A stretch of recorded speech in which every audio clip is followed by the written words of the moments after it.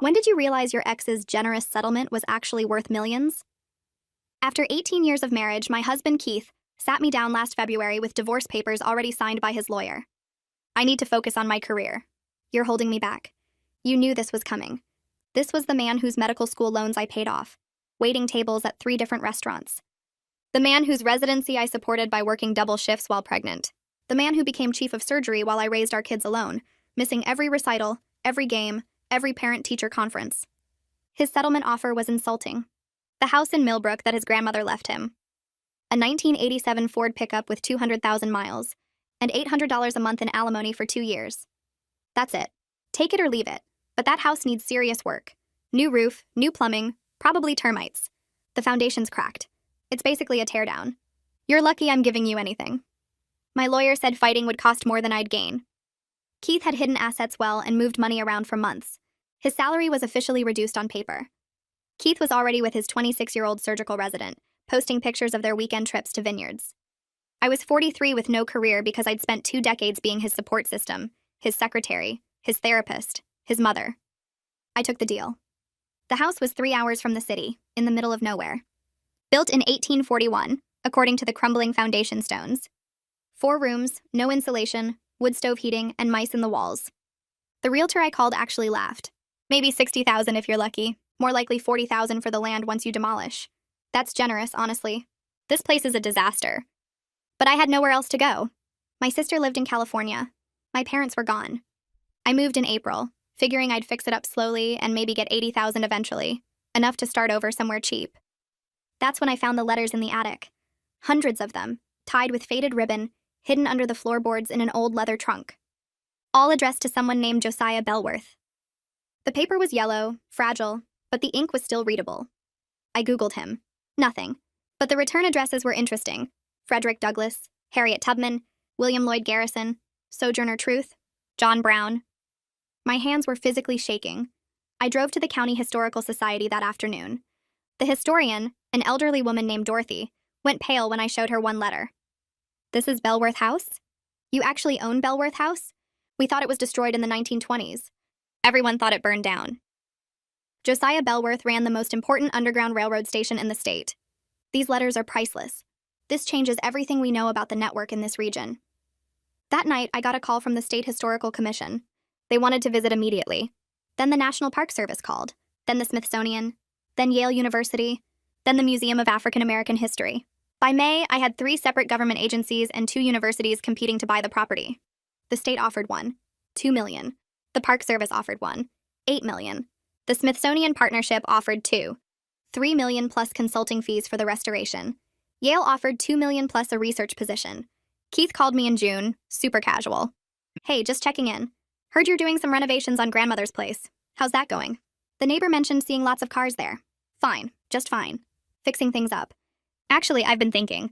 That house has sentimental value. Maybe we should revisit the settlement. I could buy it back from you. Give you something nicer. Maybe a condo in the city? 2 bedrooms, a doorman, and much more practical for you. I played dumb. Oh, that's sweet, but I'm getting attached to country living. It's very peaceful here.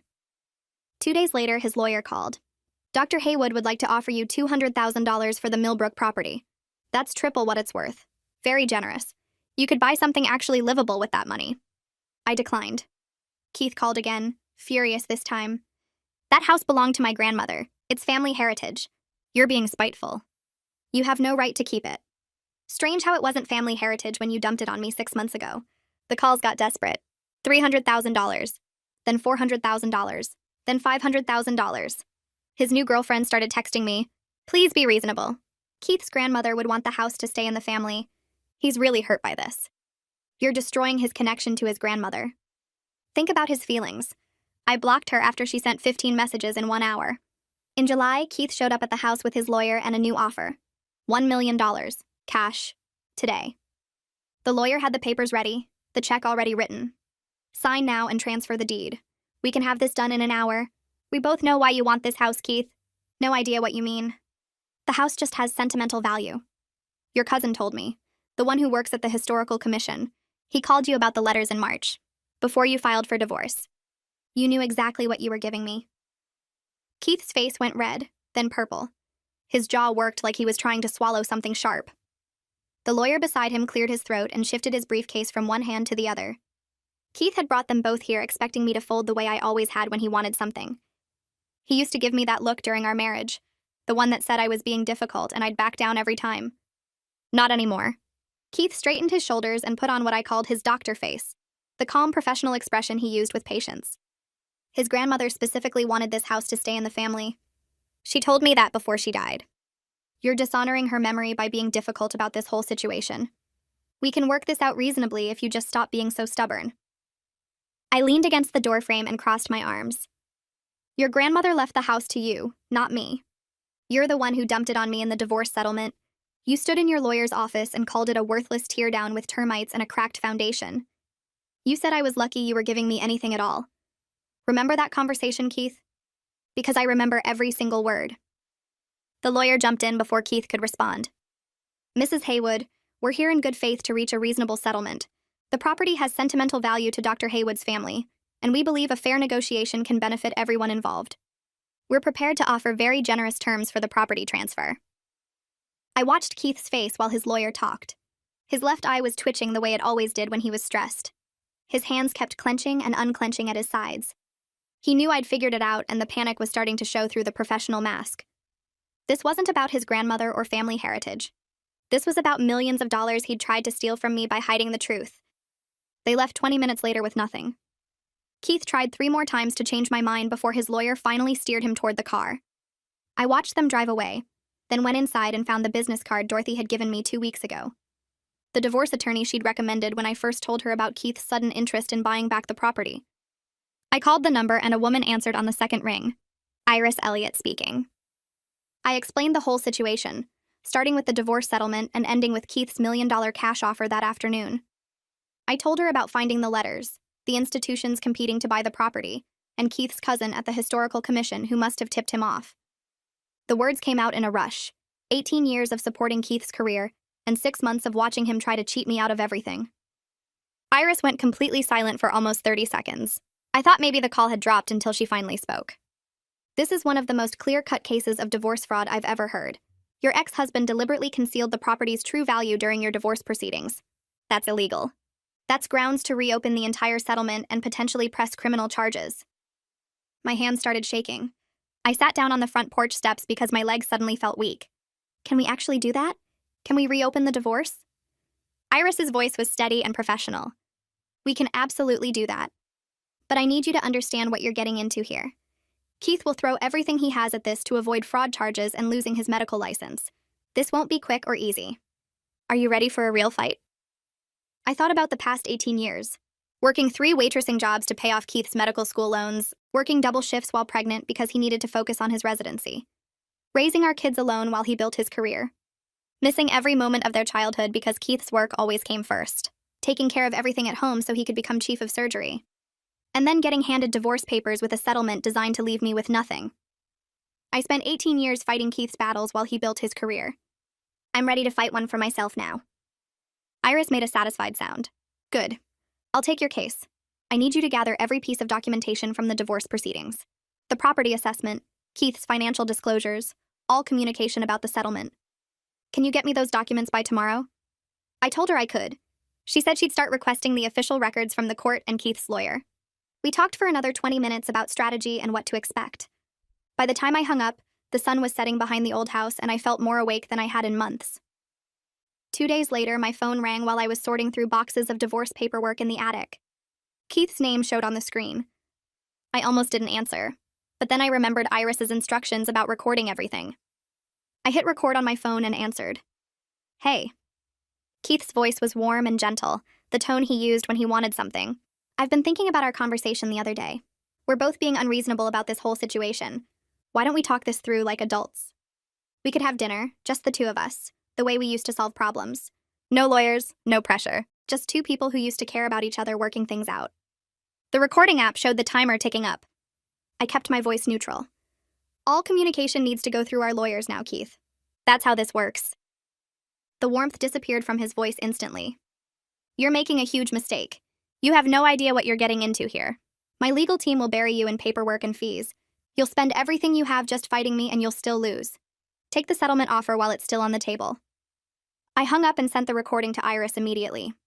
She called back 5 minutes later and said it was perfect. Keith threatening me outside of legal channels was exactly the kind of thing that would look bad in court. Iris filed the motion to reopen the divorce settlement 3 days later. The filing was 30 pages long and included everything. Keith's cousin's employment at the Historical Commission. The timeline of when Keith knew about the letters versus when he pushed through the divorce. The property's current appraised value compared to what Keith claimed it was worth. Documentation of every offer Keith had made to buy back the property. The recording of Keith's threatening phone call. Keith's lawyer filed an emergency response motion the next morning. I read it in Iris's office while she made notes on a legal pad. Their argument was that the house was always intended as family property, that the divorce settlement was fair based on the structure's condition, and that any increased value came from my discovery of the letters, not from Keith's prior knowledge. Iris circled 3 sections of their filing and looked up at me. This is weak. They're trying to separate the property value from the historical significance, but those 2 things are inseparable. The house is valuable because of its history. Keith knew about the history before the divorce. Therefore, he knew about the value. It's simple logic. Can we prove he knew? I mean, really prove it in court? Iris tapped her pen on the legal pad.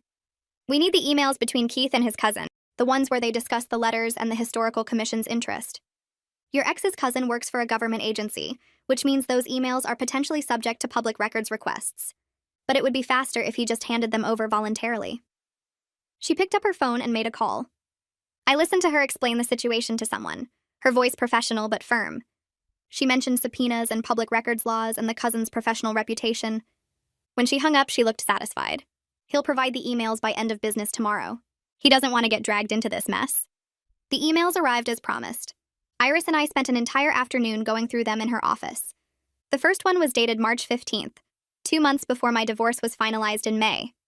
Keith's cousin had sent him a message about a property inquiry the Historical Commission had received regarding old houses in the Millbrook area, specifically properties with connections to the Underground Railroad. Keith's response was careful, but clear. He asked if the commission had any information about his grandmother's old house on Belworth Road. His cousin wrote back 3 days later with details about Josiah Belworth and the significance of the property. The emails continued for weeks, with Keith asking questions about property values and historical designations, and whether the commission planned to pursue acquisition. The last email was dated April 28th, 5 days before Keith handed me the divorce papers. His cousin wrote that the commission was definitely interested in the Belworth property, and would likely make an offer once they completed their research. Keith's response was just 2 words. Good to know. Iris made copies of everything and added them to our case file. This is exactly what we needed. Keith knew the property was historically significant in March. He knew institutions would want to buy it. And he deliberately gave it to you in the settlement while claiming it was worthless. That's fraud. Clear, documented, provable fraud. The court filing landed like a bomb. Within 24 hours, my phone started ringing off the hook. First up was Clifford from the National Park Service. He had that careful government voice, polite but direct. He asked about my timeline for deciding on their offer. I explained the whole mess with Keith and the fraud case. Clifford barely paused before saying they'd dealt with property disputes before and could wait for things to shake out. Then he added something that made my stomach drop. Other institutions might not be as patient. They had budgets and deadlines. If I took too long, some of these offers might disappear. I thanked him and hung up, feeling the pressure ratchet up another notch. 2 days later, Valerie from the Smithsonian called. She got straight to business. The partnership was revising their offer to $2. $5 million plus a 5-year consulting contract worth $150,000 annually. I did the math in my head. That was $3. $25 million total. She said they were very motivated to lock this down before a competitor institution swooped in. The way she said competitor made it clear this wasn't just about history anymore. These organizations were in a bidding war, and I was sitting on the prize. Keith's girlfriend must have been watching my social media like a hawk, because the next thing I knew, she launched a full campaign against me. She posted old photos of Keith with his grandmother at Belworth House, pictures I'd never even seen during our marriage. The captions painted me as a gold digger trying to steal Keith's family heritage.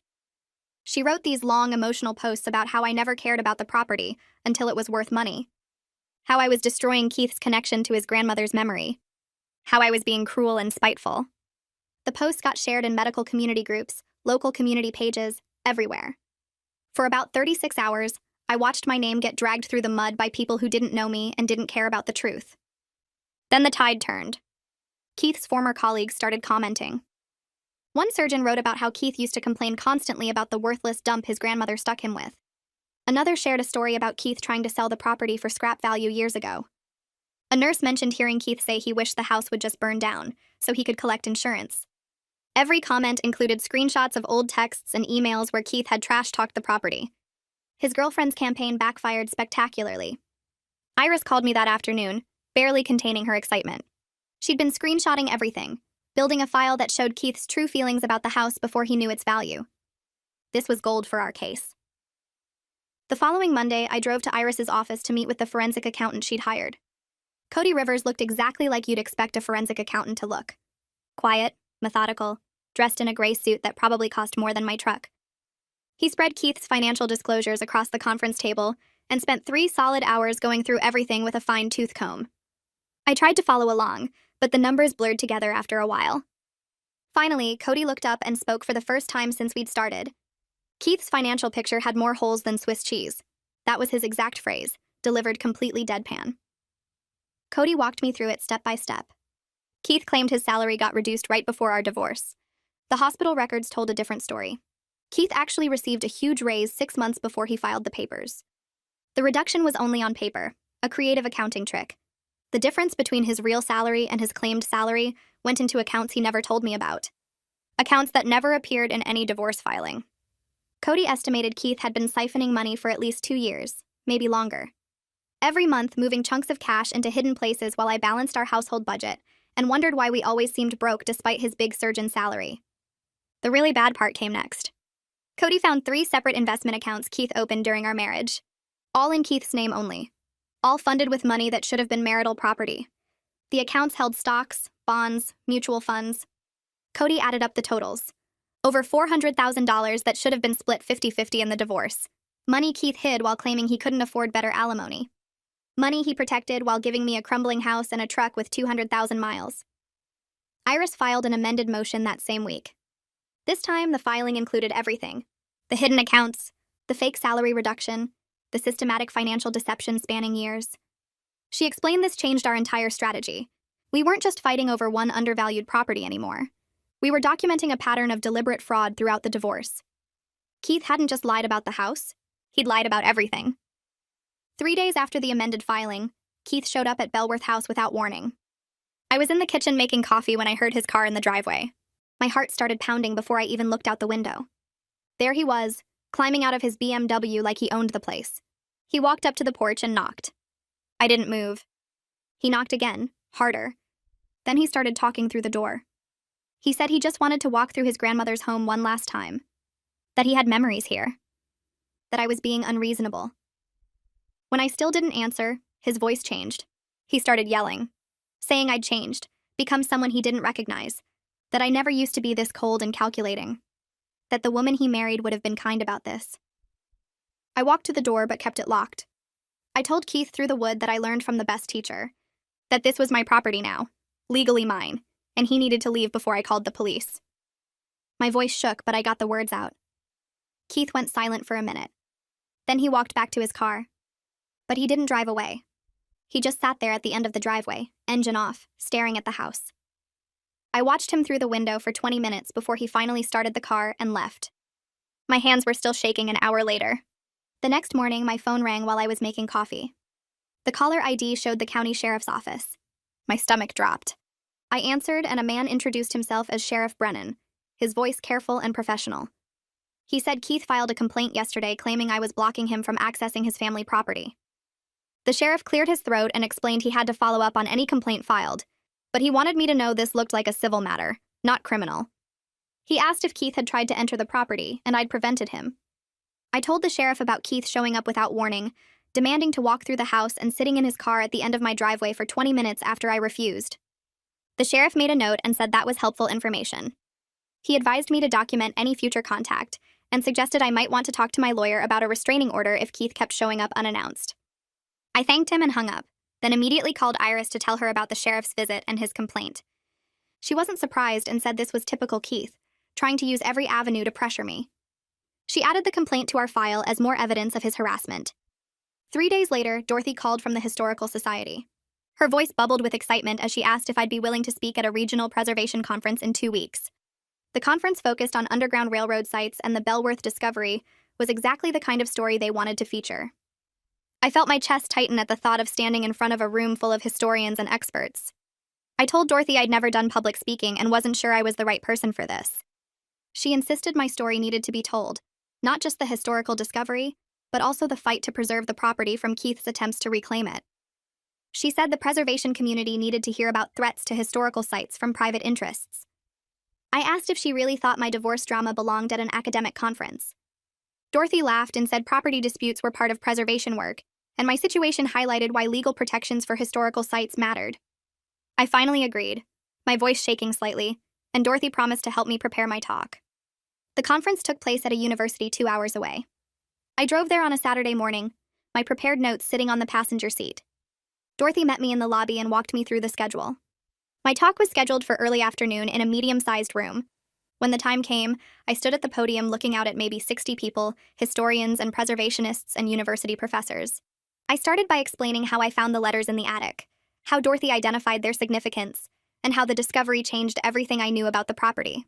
Then I talked about Keith giving me the house in our divorce settlement while calling it worthless, and how he tried to buy it back once he learned about the letters. The room went completely silent. When I finished, hands shot up immediately. A woman in the front row asked if Keith knew about the historical value before the divorce was finalized. I said yes. His cousin at the Historical Commission told him in March, 2 months before our divorce. A man near the back stood up and said what Keith did was fraud, plain and simple, and he'd be happy to serve as an expert witness about the property's historical significance and value. Several other people nodded and offered the same. A professor from a state university said she specialized in property law and preservation cases, and she'd provide testimony about how Keith deliberately concealed material information during divorce proceedings. I wrote down names and contact information, overwhelmed by the support from people I'd just met. After my talk, a woman approached me near the refreshment table. She introduced herself as a journalist for a history magazine that covered preservation issues and significant historical discoveries. She said she wanted to write a feature story about the Bellworth letters and the legal battle surrounding the property. She asked if I'd be willing to do an interview, maybe let her photographer take pictures of the house and some of the letters. I told her I'd need to check with my lawyer first. She handed me her business card and said to call her whenever I was ready, that this story deserved to be told widely. I thanked her and put the card in my pocket. That evening, I called Iris and told her about the journalist's request. Iris was quiet for a moment, then said we should wait until after the court hearing to do any press interviews. She explained that anything I said publicly could be used against me in court, and Keith's lawyer would absolutely twist my words to make me look bad. She promised that once the hearing was over, I could do all the interviews I wanted. On Monday morning, I found a certified letter in my mailbox. The return address showed Keith's lawyer's office. My hands shook as I opened it. The letter threatened to sue me for defamation if I continued spreading false narratives about Keith's knowledge of the property value. It claimed I was damaging Keith's professional reputation by making baseless accusations of fraud and deception. The letter demanded I immediately stop making public statements about the divorce proceedings and the property dispute. I took a picture of the letter and sent it to Iris. She called me back within an hour, her voice sharp with anger. She said Keith's lawyer was bluffing, trying to scare me into silence. Iris explained that truth is an absolute defense against defamation claims, and we had documentation proving every single thing I'd said about Keith's knowledge and actions. She said she'd send a response letter making it clear we weren't backing down, and we had evidence to support all our claims. She also said this threat letter was actually helpful, because it showed Keith was getting desperate and worried about public opinion. 2 days later, I found an envelope in my mailbox with no return address. Inside were printed screenshots of my social media posts from the past month. Someone had been monitoring my online activity, saving posts about the house renovation, the historical society visits, and general updates about my life. Nothing sensitive or private, but the fact that someone was tracking me this closely made my skin crawl. I called Iris immediately, and she said to save the envelope and screenshots as evidence of harassment. She asked if I'd posted anything about the legal case on social media. I said no, I'd been careful about that. She advised me to make all my accounts private and to stop posting anything related to the property or the divorce. I spent that evening going through all my social media settings, making everything private and blocking Keith, his girlfriend, and anyone I thought might be feeding them information. The whole situation felt increasingly creepy and invasive. The next morning, Valerie from the Smithsonian called. She said their legal team had reviewed the divorce fraud case and the ongoing litigation. I held my breath, expecting her to say they were pulling their offer. Instead, Valerie said they were still fully committed to the partnership regardless of the outcome. She explained that institutions deal with complicated property histories all the time, and this situation wouldn't affect their offer or their plans for the site. She said the Smithsonian had lawyers who specialized in property acquisitions with legal complications, and they were prepared to work through whatever challenges came up. I felt relief flood through me. I'd been worried that Keith's legal tactics would scare away the institutions interested in the property. Valerie said to keep them updated on the timeline, but they were patient and understood these things took time to resolve properly. That afternoon, Iris called with a court date. The hearing to reopen the divorce settlement was scheduled for late August, about 6 weeks away. She said we needed to prepare thoroughly because Keith's lawyer would try to paint me as vindictive and opportunistic, rather than focusing on Keith's deception. She explained their strategy would be to claim I was just angry about the divorce, and trying to punish Keith by refusing to let go of his grandmother's house. They'd argue I was taking advantage of a lucky discovery to hurt him financially and professionally. Iris said we needed to stay focused on the facts, the timeline, and the documented evidence of Keith's knowledge and deception. She scheduled several prep sessions over the next few weeks to go over my testimony and practice handling hostile questions from Keith's lawyer. The same week, Keith's girlfriend posted a long essay on social media about the challenges of dating a man going through a difficult divorce. She didn't name me directly, but the details made it obvious who she meant. Requested Reds is on Spotify now. Check out link in the description or comments.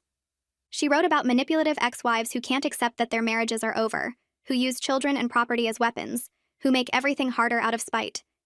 She described how hard Keith worked, how dedicated he was to his patients, how much he'd sacrificed in his marriage. The post painted me as the villain in their love story. I didn't respond or engage, but other people did. The comment section filled up fast. Multiple people pointed out that she started dating Keith while he was still married, that she was the other woman, not some innocent victim. Someone dug up the timeline and posted that Keith filed for divorce right after starting his relationship with her. Others called her out for posting about private legal matters publicly. The essay backfired completely, making both her and Keith look worse instead of generating sympathy. For the next week, I met with Iris almost daily to prepare my testimony. We went over every detail of my marriage to Keith, from paying his medical school loans to supporting him through residency, to raising our kids alone while he built his career. We reviewed the divorce proceedings, Keith's settlement offer, his specific language about the house being worthless and needing to be demolished. We practiced my answers about finding the letters, discovering their significance, and Keith's subsequent attempts to reclaim the property. Iris coached me to stay calm and factual no matter what Keith's lawyer said to me. She warned me he'd try to make me angry or defensive, try to get me to say something emotional that would make me look unstable or vindictive. She had me practice responding to hostile questions with simple, direct answers focused on facts and timeline. She reminded me repeatedly that we had the evidence on our side, that Keith's own emails and financial records would tell the story even if my testimony wasn't perfect. The night before the hearing, my phone buzzed at 11:47 p.m. with a text from Keith. It didn't have to be like this. Just those 6 words. No explanation, no context. I stared at the message for a full minute before screenshotting it and forwarding it to Iris with a note about the timestamp. She replied within 3 minutes even though it was almost midnight. Perfect. This shows him trying to contact you outside legal channels right before the hearing. Judge won't like it. I couldn't sleep after that, lying in bed replaying every conversation we'd had during the divorce, every lie he'd told about the house being worthless. My alarm went off at 6, but I'd been awake since 4, watching the ceiling fan spin in circles. The courthouse parking lot was already half full when I arrived at 8:30 for the 9 o'clock hearing. I sat in my car for 10 minutes, hands gripping the steering wheel, before finally forcing myself to walk toward the entrance. Keith was standing in the lobby with his girlfriend when I came through security. He looked absolutely terrible, like he hadn't slept in weeks. His face was pale and drawn, dark circles under his eyes, his suit wrinkled like he'd pulled it straight from the laundry basket. The girlfriend wore a navy blue dress suit that belonged at a wedding, not a courthouse, way too formal and fancy for the occasion. She glared at me across the marble lobby, her arms crossed tight over her chest. Keith wouldn't look at me directly, just stared at the floor tiles while his lawyer talked to him in a low voice. Iris appeared beside me and guided me toward the courtroom, her hand firm on my elbow. Don't engage with them. Don't even look their direction. We walked past Keith and his girlfriend without a word, but I felt his eyes follow me the whole way. Inside the courtroom, Keith's lawyer stood up first when the judge called the case. He was older, probably 60, with gray hair slicked back and an expensive watch. The property was fairly valued based on its condition at the time of divorce. My client's ex-wife got lucky with a historical discovery, but that doesn't mean the original settlement was unfair. Any increase in value is due to her discovery, not my client's prior knowledge. He held up the original property assessment showing the house needed major repairs. The emails between Dr. Haywood and his cousin were just casual family conversation, nothing more. Two family members discussing local history doesn't constitute evidence of deliberate deception. He went on for 15 minutes, making Keith sound like a generous man who gave his ex-wife property out of kindness, only to have her turn around and accuse him of fraud when she got lucky. Iris stood up next, and I watched her transform from the friendly woman who'd coached me through testimony prep into something sharp and precise. She pulled out a timeline printed on poster board and set it on an easel facing the judge. March 15th, Dr. Haywood's cousin at the Historical Commission contacts him about properties in the Millbrook region with potential Underground Railroad connections. March 22nd, Dr. Haywood begins moving assets into undisclosed accounts. April 3rd, Dr. Haywood files for divorce. May 1st, divorce is finalized with the Millbrook property going to my client. May 8th, my client discovers the Bellworth letters. She walked the judge through each date, showing Keith's sudden urgency to finalize the divorce right after his cousin's call. His failure to disclose the Historical Commission's interest in properties in that specific region. His deliberate misrepresentation of the property as a teardown. She had copies of the emails between Keith and his cousin, with certain phrases highlighted in yellow. This property could be significant. You should look into it before you do anything with it. Keith's response. Thanks for the heads up. I'll handle it. Iris let those words hang in the air for a moment before sitting down. The judge called me to testify next, and my legs felt shaky walking to the witness stand. Iris asked me to describe Keith's specific language during the settlement negotiations. I took a breath and focused on the facts like we'd practiced. He told me the house was basically a teardown, that it needed a new roof, new plumbing, probably had termites. He said the foundation was cracked and I was lucky he was giving me anything. He pushed me to take the house instead of other assets, said it was more than I deserved after holding him back all those years. The judge wrote notes the entire time I talked, her pen moving fast across the legal pad. Iris asked about Keith's behavior after I discovered the letters. He called offering to buy the property back, starting at $200,000 and going up to $1 million. He showed up at my house with his lawyer and a check already written. He said the house had sentimental value, but during the divorce he called it a worthless dump his grandmother had stuck him with. The judge kept writing, occasionally looking up at me with an expression I couldn't read. Keith took the stand after me, and his lawyer had him tell the story about his grandmother, how much the house meant to their family. My grandmother raised me in that house during summers. It has deep sentimental value that goes beyond money. I just wanted to keep it in the family. His voice cracked a little, playing the emotional card. But then Iris stood up for cross-examination and everything fell apart. When exactly did you learn about the historical significance of the property? Keith hesitated. After the divorce was final. When my ex-wife discovered the letters. Iris pulled out the emails with his cousin. So your cousin didn't mention anything about Underground Railroad properties in March? Keith's face flushed red. That was just general conversation. We talk about history sometimes. But you responded saying you'd handle it, correct? What did you mean by that? Keith stammered, contradicting himself. I meant I'd look into the property history. Or maybe I meant I'd take care of the house repairs. I don't remember exactly.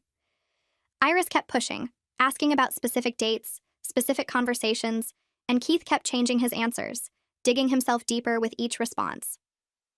Cody took the stand after the lunch break and methodically destroyed what was left of Keith's credibility. He presented bank statements showing Keith opened 3 separate investment accounts in the 2 years before filing for divorce. Documentation of Keith's actual salary versus what he claimed in divorce filings. Evidence of systematic asset concealment totaling over $400,000. Cody spoke in a calm, factual tone, just laying out numbers and dates, but the impact was devastating. Keith's lawyer tried to object, tried to claim the financial information wasn't relevant to the property dispute, but the judge overruled him. This goes to the pattern of deception alleged in the motion. I'll allow it. Cody continued for another 30 minutes, showing how Keith had deliberately hidden money while claiming reduced income. Keith's lawyer had no questions for Cody, just sat there looking defeated while his client's entire financial scheme got exposed in open court. The judge didn't rule immediately, which Iris had warned me might happen. I'm deeply troubled by the evidence I've heard today regarding financial deception and misrepresentation of assets. I need time to review all the documentation and testimony before making a ruling. I'll issue a written decision within 2 weeks. She looked directly at Keith. I'm warning both parties against any contact outside of proper legal channels while I deliberate on this matter. Any violations will be taken very seriously. Keith stared at the table in front of him, his lawyer whispering urgently in his ear. The judge gathered her papers and left the courtroom, and I felt like I could finally breathe again after holding my breath for hours. Outside the courtroom, Iris walked with me toward the exit. That went as well as we could have hoped. The judge's comments about being deeply troubled, that's good for us. She sees through his story. I felt cautiously hopeful but completely drained from spending 6 hours reliving the worst period of my life. Every detail of our marriage, every lie Keith told, every manipulation laid out for strangers to judge. Iris squeezed my shoulder. Go home, rest. We'll hear from the judge in the next 2 weeks. Try not to worry too much. I nodded, but worry was all I could feel, mixed with exhaustion and a strange sense of accomplishment that I'd finally stood up to Keith in a way that mattered. I was walking toward my car in the parking garage when Keith's girlfriend appeared from behind a concrete pillar. You're ruining his life over money. That property should rightfully be his. He's worked so hard, sacrificed so much, and you're destroying his career, his reputation, everything he built. She stepped closer, her voice getting louder. All because you can't accept that your marriage is over. You're pathetic. I walked past her without saying a word, keeping my eyes forward, my purse clutched tight against my side. She followed me for a few steps, still talking, still accusing, but I just kept walking. My hands were shaking so badly when I reached my car that I dropped my keys twice before managing to unlock the door. I sat in the driver's seat with the door locked, watching her storm back toward the courthouse entrance, and realized my whole body was trembling from adrenaline and anger and relief that the hearing was finally over. I drove back to Belworth House in a daze, my mind replaying the confrontation in the parking garage over and over. The next morning, I woke up to my phone buzzing with a text from Iris telling me to check my email immediately. The hospital where Keith worked had sent a formal notification that they'd received copies of the court filings and were opening an ethics investigation. Keith was placed on administrative leave pending the outcome of their review into his financial disclosures and professional conduct. Someone had sent the hospital board every single document from our hearing, all the evidence about his hidden accounts and false salary claims, all the proof of his fraud laid out in official court records. I sat at my kitchen table staring at the email, my coffee getting cold in my hands. Keith had spent years building his reputation as chief of surgery, collecting awards and speaking at conferences, and now the hospital board was questioning whether he'd lied on his employment disclosures too. 2 days of silence followed, and I almost convinced myself Keith would handle this through his lawyer like the judge ordered. Then my phone rang at 7 a.m. with Keith's name on the screen. I answered and immediately regretted it because he was screaming, so loud I had to hold the phone away from my ear. He called me every horrible name he could think of, said I'd destroyed his career and his reputation, that I was a vindictive witch who couldn't stand to see him happy with someone else. He said I'd sent those documents to the hospital myself just to hurt him, that I was trying to ruin his entire life because I was bitter about the divorce. I hung up without saying a word and immediately called Iris, my hands shaking so badly I could barely dial. She answered on the first ring and listened while I explained the call, then told me she was reporting the contact to the court as a direct violation of the judge's order. Keith wasn't supposed to contact me at all while the judge deliberated, and calling to scream threats definitely qualified as improper contact. Iris said the violation wouldn't help Keith's case and might actually push the judge toward a harsher ruling. 8 days after the hearing, a thick envelope arrived from the court with the judge's written decision. I sat on my porch steps and opened it with trembling fingers, reading through pages of legal language until I got to the conclusion. The judge found that Keith had committed fraud through material misrepresentation of assets and deliberate concealment of the property's true value. She wrote that the evidence clearly showed Keith knew about the historical significance before filing for divorce and had systematically hidden this information to cheat me out of my fair share of marital assets. The original divorce settlement was void, completely thrown out like it never existed. The judge ordered a complete reassessment of all marital assets with full financial disclosure from both sides, essentially starting the entire divorce process over with accurate information this time. I called Iris immediately, and she explained what the ruling meant in practical terms. We'd be going through property division again, splitting assets based on their real values instead of the fake numbers Keith had provided. This could take months to fully resolve because Keith's lawyer would probably appeal, and we'd need to track down every account and investment. But I was now in a much stronger position because Keith had been caught lying under oath, and the court knew he'd tried to steal millions from me. His credibility was destroyed and mine was solid. 3 days later, Keith's lawyer filed an appeal just like Iris predicted. She said appeals rarely succeeded in fraud cases with this much documentation, especially when the judge had been so clear about finding deliberate deception. The appeal would drag things out for a while, but she felt confident the ruling would stand. I spent the next week meeting with all 4 institutions that had made offers on Belworth House, explaining the legal situation and the updated timeline. The State Historical Commission representative looked disappointed but said they understood. The Park Service director seemed frustrated but professional. Yale's representative started talking about other properties they were considering. But Valerie from the Smithsonian Partnership just nodded and said they'd dealt with complicated property disputes before. She asked how long I thought the legal process would take, and I told her honestly that I didn't know. Maybe months or even a year if Keith kept fighting. Valerie said the Smithsonian was willing to put their offer in writing with a clause making the purchase contingent on resolution of the legal dispute. This would give me leverage in the divorce renegotiation because Keith would see exactly what he'd lost. A formal offer for $2.5 million that he could have shared if he'd been honest from the start. I signed the contingent offer letter in Valerie's office that afternoon, and she gave me copies to provide to my lawyer.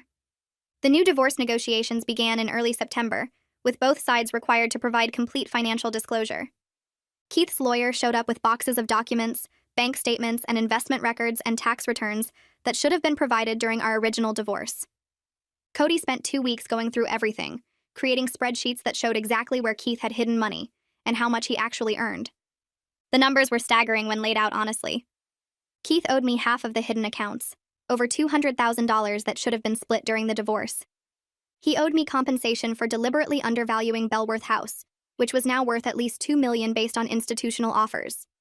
His lawyer knew they had zero leverage because the judge had already ruled that Keith committed fraud. In mid-September, Keith's lawyer called Iris with a settlement offer. Keith would pay me $1.8 million total, giving up all claims to Belworth House forever, and splitting the hidden accounts 50-50 like he should have done originally. Iris said it was a strong offer that would avoid years of appeals and litigation, that fighting for more might cost me time and legal fees without guaranteeing a better outcome. I thought about it for 2 days, running the numbers and imagining different scenarios.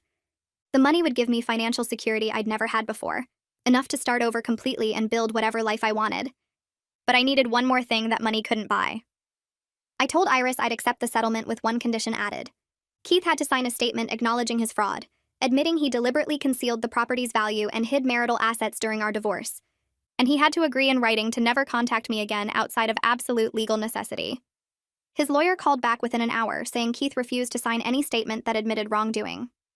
Iris calmly explained that we'd see him in court then, and the appeal process would keep his ethics investigation open at the hospital for at least another year. 20 minutes later, the lawyer called back and said Keith agreed to both conditions. He'd signed the acknowledgement and the no-contact agreement, probably because his medical career couldn't survive another year of investigation and bad publicity. We finalized the settlement agreement on a cold morning in late September, meeting in a conference room with both lawyers present. Keith looked terrible, like he'd aged 5 years and 6 months. He signed every page without looking at me once, his pen scratching across the acknowledgement of fraud with visible anger in every stroke. When he finished, he stood up and walked out without a word, and I realized I'd probably never see him again.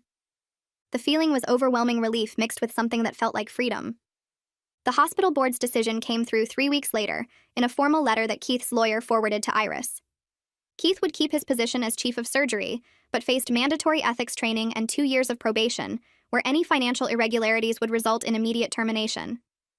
The letter outlined specific violations related to his divorce disclosures and the deliberate misrepresentation of assets during legal proceedings. His colleagues would know about the probation, the training requirements, the ethics violations that led to this outcome. I read the letter twice and felt nothing except mild satisfaction that his actions finally caught up with him in a way that actually mattered. The Smithsonian paperwork took another month to finalize because their legal department wanted every detail documented and verified. Valerie walked me through page after page of contracts, preservation agreements, consulting terms, and payment schedules. The sale price landed at $2.5 million with the consulting contract starting immediately at $30,000 annually for 5 years. I signed everything in Valerie's office while Dorothy sat beside me as a witness, both of us grinning like idiots because this actually happened. The wire transfer hit my account 2 days later, and I stared at the balance for 10 minutes straight, unable to process that this money was real and mine. Dorothy called me the following week asking if I wanted to help catalog the letters as part of my consulting work. We met at the Historical Society where she'd set up a proper archival workspace with climate-controlled storage and white cotton gloves for handling the documents. Each letter needed careful documentation, photographing, transcription, and cross-referencing with known Underground Railroad records. The work required patience and attention to detail that reminded me of the nursing prerequisites I'd taken before Keith convinced me to drop out and support his career instead. Dorothy explained the historical significance of each correspondent, the coded language they used, the networks they built to move people north to freedom. I found myself arriving early and staying late, absorbed in these voices from the past who risked everything to help others. Dorothy mentioned during one of our sessions that she'd heard through her network at the hospital that Keith's girlfriend had ended things. Apparently, the surgical resident decided that dating a man under ethics investigation with serious financial problems wasn't the career move she'd imagined when she started seeing the successful chief of surgery. Keith was back to eating lunch alone in his office, according to Dorothy's source. No more weekend vineyard trips posted on social media. No more young girlfriend making him feel important and desired. I felt nothing hearing this news except mild curiosity about whether Keith finally understood what it felt like to be discarded when you stopped being useful. I started house hunting in October using part of the settlement money for a down payment. The real estate agent showed me a small ranch house 15 minutes from the Historical Society, far enough from the city that I'd never accidentally run into Keith at a restaurant or grocery store. The house had 3 bedrooms, updated kitchen and bathrooms, central heating and air conditioning, and a fenced backyard with actual grass instead of mud and mice. Everything worked properly without needing repairs or renovations or emergency fixes. I made an offer that afternoon and closed 3 weeks later, moving in with furniture I picked out myself instead of hand-me-downs from Keith's family or cheap pieces we'd bought together decades ago. The Smithsonian scheduled a press conference for mid-November to announce the acquisition and unveil some of the letters to the public. Valerie asked me to attend as a consulting historian and answer questions about the discovery process. I bought a professional outfit that actually fit properly and practiced talking points with Dorothy until I felt confident I wouldn't freeze up in front of cameras. The conference took place at a museum in the city with reporters from history publications, local news stations, and preservation organizations. I stood next to Valerie while she explained the significance of the find, then answered questions about discovering the letters and recognizing their importance. The journalist from the history magazine who'd approached me months ago asked about the legal battle to preserve the property, and I told the whole story without naming Keith directly, but making it clear someone had tried to reclaim the house after learning its true value. Universities started reaching out in December with research positions and graduate program opportunities. Yale offered a position in their preservation department with full benefits and tuition remission for doctoral studies. 2 state universities contacted me about their public history programs and seemed excited about my access to the letters for thesis research. I was 43 years old, sitting at my kitchen table reading emails from professors who wanted to work with me, something I'd never imagined possible during my marriage when every decision revolved around Keith's career and convenience. Going back to the school felt terrifying and exciting in equal measure, a chance to build something that was entirely mine. Keith's lawyer sent a final email in late December with an attached document. The settlement agreement required Keith to provide a formal written apology acknowledging his actions during our divorce. I opened the attachment and read 3 paragraphs of legal language expressing regret for any misunderstandings or miscommunications that occurred during our separation. The apology was clearly drafted by his attorney with no genuine remorse or personal accountability, just careful wording designed to fulfill a legal obligation without admitting real wrongdoing. I saved the document to a folder and closed my laptop without responding, because Keith's apology meant nothing compared to the life I was building without him. I enrolled in a master's program in public history at a nearby university in January, using my Smithsonian consulting work as the foundation for my thesis proposal. The application process felt surreal after 2 decades away from academic settings, but the admissions committee seemed genuinely excited about my unique access to primary source documents and ongoing preservation project. My thesis advisor was a professor who specialized in Underground Railroad history and nearly jumped out of her chair when I explained my consulting role with the letters. She scheduled weekly meetings to discuss my research direction and connected me with other faculty members working on related projects. Classes started in late January, and I found myself sitting in seminars with students half my age, taking notes and participating in discussions about historical methodology and archival research. 6 months after the settlement, my life looked completely different from anything I'd imagined back in February when Keith handed me divorce papers. I spent mornings in graduate classes learning research methods and historical theory, afternoons at the Historical Society working with Dorothy on the letter catalog, and evenings reading assigned texts or writing papers for my courses. Some days I collapsed into bed, exhausted from juggling multiple commitments, and wondered if I'd taken on too much too fast. But it was the good kind of tired that came from working toward something meaningful, instead of the hollow exhaustion I'd felt during my marriage, constantly giving everything to support Keith's ambitions, while my own potential withered from neglect. I ran into Rachel at the coffee shop near campus in March, someone I hadn't seen since before Keith's residency started. She was ordering a latte when I walked in, and her face lit up with genuine surprise. We grabbed a table by the window and talked for 2 hours, catching up on everything that happened since we'd lost touch 15 years ago. Rachel told me she'd tried reaching out a few times during my marriage, but I never responded, and she eventually assumed I didn't want to maintain the friendship. I apologized and explained how Keith's career had consumed everything, how I'd gradually stopped answering calls and texts from anyone who wasn't directly useful to his professional advancement. Rachel admitted she'd always thought Keith took advantage of me, but didn't know how to say it without sounding judgmental or interfering in my marriage. She mentioned running into Keith's mother once at a hospital fundraiser, and his mother had complained about how demanding Keith was, how nothing anyone did was ever good enough for him. The conversation felt like opening a window in a stuffy room, letting fresh air clear out years of isolation. Rachel introduced me to two other friends from our old group, women I'd completely lost contact with during the years I spent supporting Keith's ambitions. We started meeting for lunch every few weeks, and they were amazed by my transformation from the exhausted, anxious person they remembered into someone who actually had her own life and goals. One of them, Jennifer, confessed she'd attended Keith's hospital fundraisers a few times, and watched how he treated me in public, how he'd interrupt me mid-sentence or correct me in front of other people, and she'd wanted to shake me and tell me to leave him. But she worried I'd cut her off completely if she criticized my marriage, so she stayed silent and felt guilty about it for years. These conversations helped me understand how isolated I'd become during my marriage, how Keith had gradually cut me off from everyone who might have helped me see what was happening.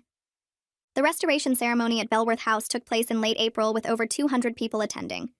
Historians, preservationists, descendants of people who used the Underground Railroad, local officials and representatives from the Smithsonian Partnership all gathered on the property for the official announcement. Dorothy and I had worked for months preparing a catalog of the letters and documenting the house's history, creating a comprehensive record of its role in the Underground Railroad network. The Smithsonian representative asked me to speak about discovering the letters, and I stood at a podium set up on the front lawn feeling nervous, but also genuinely proud of what I'd helped preserve. I talked about finding the trunk in the attic, reading the letters for the first time, and realizing I'd stumbled onto something historically significant. Several descendants approached me afterward to thank me for preserving their family history, for making sure these stories wouldn't be lost. One woman showed me a photo of her great-great-grandfather, who had passed through this house on his journey north, and she started crying as she talked about finally having proof of his route to freedom. The ceremony felt like validation, that this fight with Keith had been worth it, that protecting this property mattered beyond just my personal financial security. Dorothy squeezed my hand during the speeches and whispered that I'd done something important, something that would matter to people for generations. The local newspaper ran a front-page story about the ceremony with a photo of me standing in front of the house, and several colleagues from my graduate program texted congratulations. A year after the settlement, I was sitting in my small house near the Historical Society working on my thesis when I realized I'd built a life I actually wanted to live. I had graduate classes that challenged me intellectually, consulting work that felt meaningful, and a growing community of colleagues and friends who valued my contributions. The financial security from the settlement and property sale meant I could focus on my education and career development without constant worry about money. I'd published 2 papers about the Belworth letters in academic journals, presented at 3 conferences, and been invited to contribute to a book about Underground Railroad sites.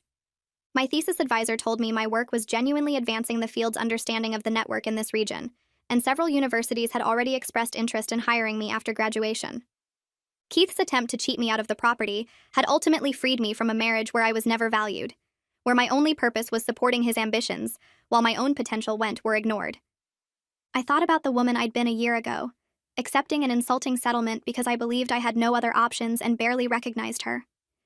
That version of me had been so beaten down by years of emotional neglect that she couldn't imagine fighting back or demanding better treatment. The person I'd become over the past year knew her worth and refused to accept less than she deserved. I was building a life entirely my own, not in service to someone else's ambitions or career goals. The house Keith tried to dump on me became the foundation for my independence, providing both the financial resources and the professional opportunities I needed to start over. I'd never get back the 18 years I spent supporting his career, missing opportunities and sacrificing my own goals to make his life easier. But I was genuinely excited about the future I was creating now, about the work I was doing and the person I was becoming. My graduate advisor mentioned a tenure-track position opening up at a nearby university that would be perfect for my research focus, and I was planning to apply. Dorothy and I were discussing a joint project documenting other Underground Railroad sites in the region, potentially expanding the research beyond just Belworth House. I'd reconnected with old friends, made new ones through my academic work, and built a support system that actually supported me instead of draining my energy. Some mornings I woke up and had to remind myself this was really my life now, that I'd actually escaped the marriage that had trapped me for so long. Keith had tried to cheat me one last time on his way out, and instead he'd accidentally given me the key to my freedom. Okay, that's where we'll stop before I start rambling again. Seriously, though, thanks for hanging out till the end. It means a lot. Go drink some water or text someone you care about, yeah?